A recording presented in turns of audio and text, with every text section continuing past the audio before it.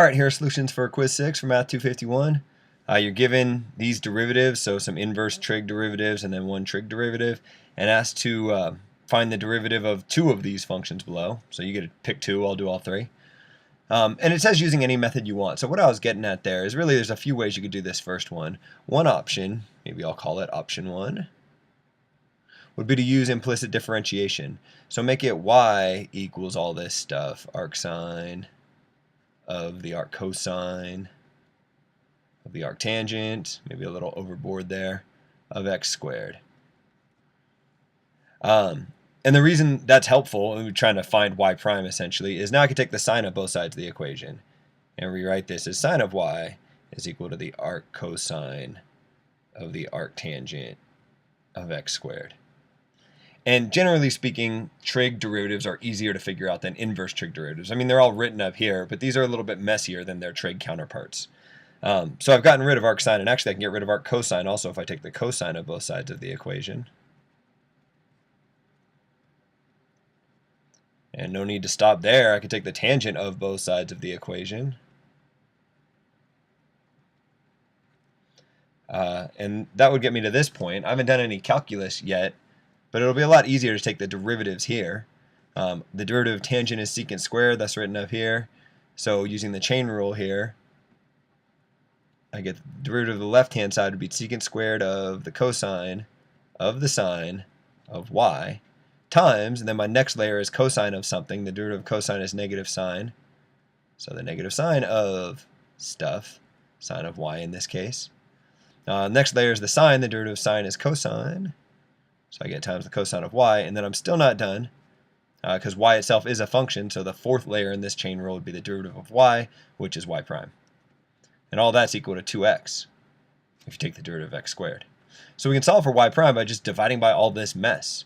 Where, I don't know, right here maybe. That doesn't look nice. So y prime is equal to 2x divided by everything else. Everything else being secant squared of cosine of sine of y times negative sine, maybe I'll throw the negative out here and call it the sine of y,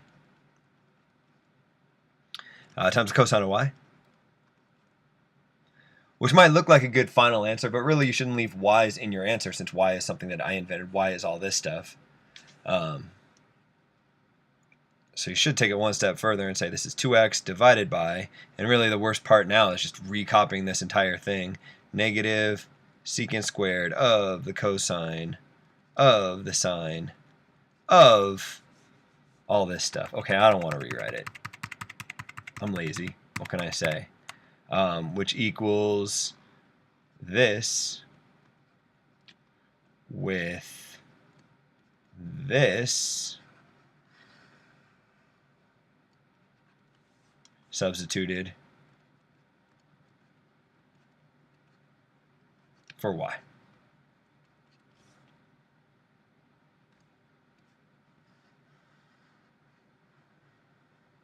Call that my answer. Is that lazy? Yeah, certainly is, but what are you going to do? Another way you could do this problem is without using implicit differentiation. You could just take this and kind of find the derivative.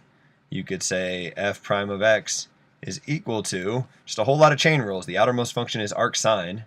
Maybe I'll move this over here so I have more room. Derivative of arc sine is given to me to be this thing. That's the derivative of arc sine of x. So what I have is 1 divided by the square root of, and then instead of 1 minus x squared, I want 1 minus this stuff, the arc cosine of the arc tangent of x squared squared. And then you're not done. You've just peeled off the outermost layer of this arc sine, so you have to now multiply that by the derivative of, and the next layer is arc cosine. And the derivative of arc cosine is very similar, except it's negative 1 on the top. And so if it was just arc cosine of x, I'd say it's negative 1 over the square root of 1 minus x squared. But playing the role of the x is arctangent of x squared. Something like that. and then that gets squared because of this x squared right here. And then you're still not done. Next layer would be arctangent of x squared. So the derivative of arctangent of x is 1 over 1 plus x squared. So I'm going to multiply this by 1 over 1 plus, and then playing the role of x is x squared for this x squared, and that has to be squared. And then you're still not done. You have to multiply by the derivative of x squared, which is 2x. So you can either chain rule the hell out of this thing, or implicit differentiate it and then use a whole bunch of chain rule. Either way, get an equivalent answer, even though those don't look all that similar. They are the same. Next two, hopefully we'll go a little bit quicker. G of x equals this. Okay, so this problem's hard because you see the 1 divided by the square root of 1 minus something squared, and you're like, wait a minute, isn't that the derivative of arc sine? Well, yeah, it is. I mean, that doesn't matter, but that's true. Really what you want to do on this problem is recognize that this is really just asking you to take the derivative. How about this? This is asking you to find, how about g prime of x is equal to the derivative of, and then this is just a whole bunch of stuff raised up to the negative 1/2 power. That stuff is 1 minus arc sine of x squared. But if you view it this way, maybe it's more obvious that I got some chain rule going on. I could take the negative 1/2, bring it down in front, leave all the stuff on the inside alone, and subtract 1 from the exponent. So this 1 minus arc sine of x squared just all gets left alone. But then I'm not done. I have to multiply by the derivative of 1 minus arc sine of x squared. Well, the derivative of 1, a constant all by itself, is just 0. So the derivative of negative arc sine of x squared would be negative 2, if I bring this 2 down in front, arc sine of x to the first power. And now I've peeled off this next layer, this stuff being squared. The layer after that would be figuring out the derivative of arc sine of x, which is given to me above to be 1 over the square root of 1 minus x squared. So that takes the innermost layer in the chain rule here. And since I don't feel like simplifying, I'm going to call this answer perfectly good. Some pretty easy simplification you could do. This negative 1/2 and this negative 2 cancel out if you felt like it. If you don't feel like it, though, that's perfectly fine. I don't feel like it, so perfectly fine. All right, this problem kind of similar, except for now the thing that looks like it's the derivative of arc cosine is on the inside here. But don't let that throw you off. Don't think of it. Don't even worry about the fact that this is similar, or I guess exactly the derivative of arc cosine of x. It's just a chain rule. The outside function is arc cosine of stuff. The derivative of arc cosine of x is negative 1. So h prime of x is equal to negative 1 divided by the square root of 1 minus x squared. Except playing the role of x is all this stuff right here. Negative 1 over, all right, I'll write it, negative 1 divided by the square root of 1 minus x squared. So I've taken the derivative of the outermost layer, arc cosine of stuff. I have to still take the derivative of this inside stuff. I'm going to show an extra step in here because I think it might make it easier. Instead of thinking about this stuff inside the parentheses as negative 1 divided by the square root of 1 minus x squared, you can think about it as the negative of, that's negative 1 minus x squared raised up to the negative 1/2 power. Negative because it's in the denominator, 1/2 because it's the square root. And that derivative I can bring the negative 1/2 down in front. Negative 1 times negative 1/2 is positive 1/2. And multiply that by 1 minus x squared raised up to the negative 3/2 power. And then I'm still not done. I have to multiply that by negative 2x, the derivative of this inner stuff. So my final answer would be that. This thing, which I don't feel like rewriting, times all this stuff. Which again, you could simplify. The 2 and the 1/2 for 1 would cancel out. This negative 1 and this negative in front of the negative 2 would cancel. But I don't care about all that. I'm not worrying about simplifying for this quiz. I'm calling that answer good and moving on. Find the derivative here. Okay, so a couple of options. Option 1, show off some algebraic skills. FOIL this mess out. This is x to the 4th plus 2 x squared y squared plus y to the 4th equals 2 x squared y squared. If you FOIL this side out and distribute the squared down, you get here. You can subtract 2x squared y squared from both sides and get x to the fourth plus y to the fourth is equal to 0. This might be an easier derivative to take. The derivative of x to the fourth is 4x cubed. The derivative of y to the fourth is 4y cubed times y prime, and that's equal to 0. If you subtract the 4x cubed over, you get here. And now you can divide by 4y cubed to get y prime is equal to negative 4x cubed divided by 4y cubed. And yeah, I know I said I'm not going to simplify, but in this case it's so easy I'm going to do it because I feel like it. The 4's cancel, so I can say this is the negative of, and then x cubed over y cubed I could write as x divided by y cubed. But really I don't care if you do that last simplification step. Either of those are perfectly good answers. Option 2 would be for the algebra phobic. I don't know if that's a word. For people that didn't want to FOIL this mess out or do any of this stuff, start taking derivatives. Be a little bit harder calculus, but no algebra. Okay, maybe I would bring the 2 down. This is a chain rule. X squared plus y squared to the first power. But then I'm not done. I have to multiply that by the derivative of the inside part. Derivative of x squared is 2x. The derivative of y squared is 2y times y prime. That's the derivative of the left-hand side of the equation. On the right-hand side of the equation, that 2 is just a constant. I can leave it alone. And then I'm going to multiply by, first thing I'll do here is a chain rule. I'll bring the 2 down in front and subtract 1 from the exponent. But then I'm not done. I have to multiply by the derivative of the inside stuff, x times y. So that'll be a product rule. The derivative of x is just 1 times y plus the derivative of y is y prime times x. Get to here. And then at this point we got to solve for y prime, so I guess by avoiding the algebra earlier on, you've kind of doomed yourself to some algebra at this point. What do I want to do? I guess I'd FOIL this out. Okay, so x squared times 2x is 2x cubed, but times this 2 will give me 4x cubed. X squared times 2y y prime gives me 2x squared y prime, but with this 2 that would give me 4x squared y prime. Y squared times 2x will give me 2xy squared, but with this 2 right here I got 4xy squared. And then y squared times 2y prime gives me 2y cubed y prime, but with this 2 out in front I got 4y cubed y prime. And on the right hand side here I got 4xy that I'm going to distribute through here. So that gives me 4xy squared plus 4x squared y prime. So all I did was get rid of parentheses with a whole bunch of distributing and FOILing and so forth.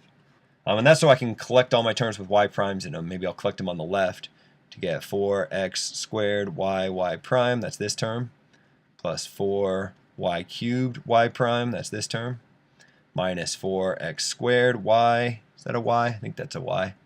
Y prime is this term right here. Notice it's minus because I moved it over to the other side.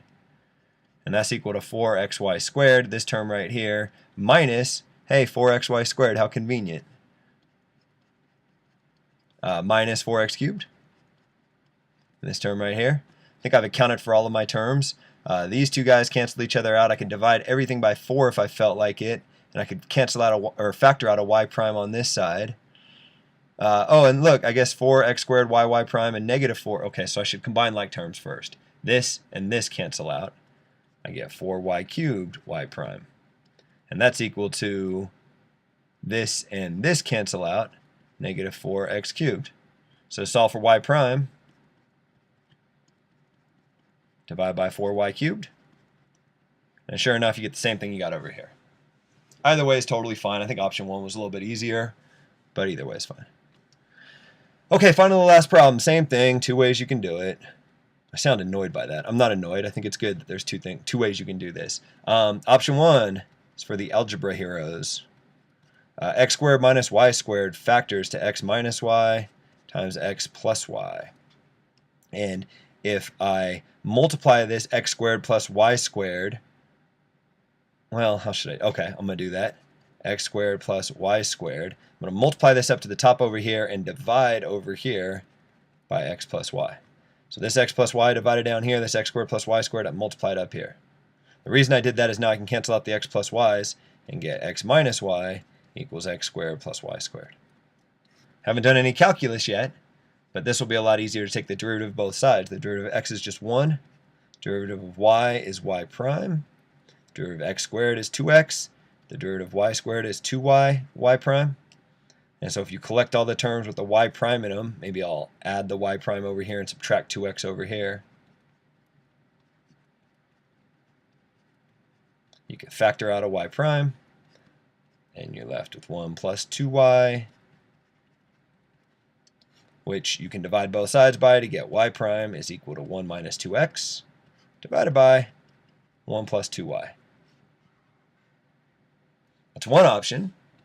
Probably other options, but I'll only present one more, option 2. Option 2 is don't mess with the algebra. Don't worry about it. Just start taking derivatives. Okay, on the left-hand side, I'd have a quotient rule. Left-hand side. I don't know if, well, whatever. Quotient rule, playing the role of f, is x squared minus y squared. And playing the role of g is x squared plus y squared. So f prime will be 2x minus 2y y prime. And g prime would be 2x plus 2y y prime. And if you throw all that mess into a quotient rule, I have the derivative of the left side is f prime 2x minus 2y y prime times g, x squared plus y squared, minus g prime 2x plus 2y y prime times f, x squared minus y squared. All that gets divided by g, which is x squared plus y squared, squared. That's my quotient rule. All of this stuff was just so I could get this. That's all the left-hand side of the equation. The right-hand side of the equation, I have x plus y, derivative of x is 1, derivative of y is y prime. You get here. Now, algebraically, you want to get the y primes all by themselves. Okay, well, I don't like having fractions, so I'm going to multiply this thing up to this side. So maybe in the numerator here, I'll FOIL.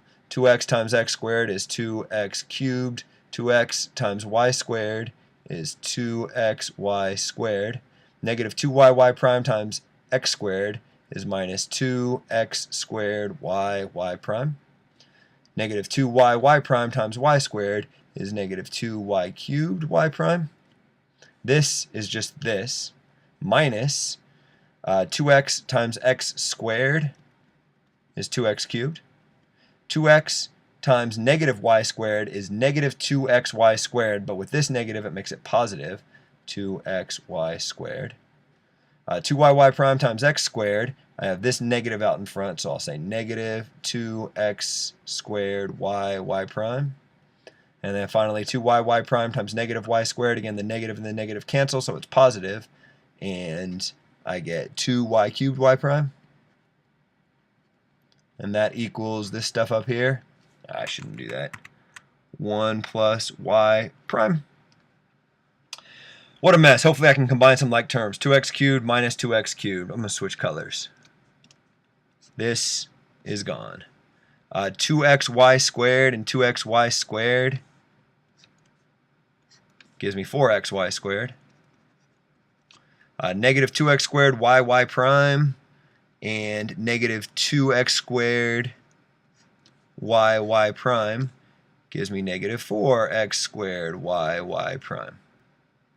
And then negative 2y cubed y prime plus 2y cubed y prime, gone. Sure. Now all that's equal to 1 plus y prime. So get the y primes by themselves by adding this over to this side. I don't know if I'm going to get the same answer. Okay, well, I'll keep going and see what happens. Add the y primes over to this side. I got 4xy squared minus 1 equals y prime plus 4x squared y prime. And if you, I'm going to be off, these are going to be 2's here and 4's here. Better find my mistake. Well, I don't know. I don't see anything. Maybe I didn't make a mistake. We'll see. Y prime times 1 plus 4x squared y would be equal to 4xy squared minus 1. So if I divide both sides, I get that y prime is equal to 4xy squared minus 1 divided by 4x squared y plus 1. You might be like, uh-oh, Brian, those don't look the same. There's a problem here. Well, there might be, but they might be the same. Not generally speaking, this thing is not the same as this thing. I don't think you can simplify this to get this. However, knowing that this is true, that x plus y is equal to x squared minus y squared over x squared plus y squared, knowing that this is true, we might be able to substitute in and get this to look like this. So I'm going to go ahead and assume I didn't make a mistake and call that good and end this video here.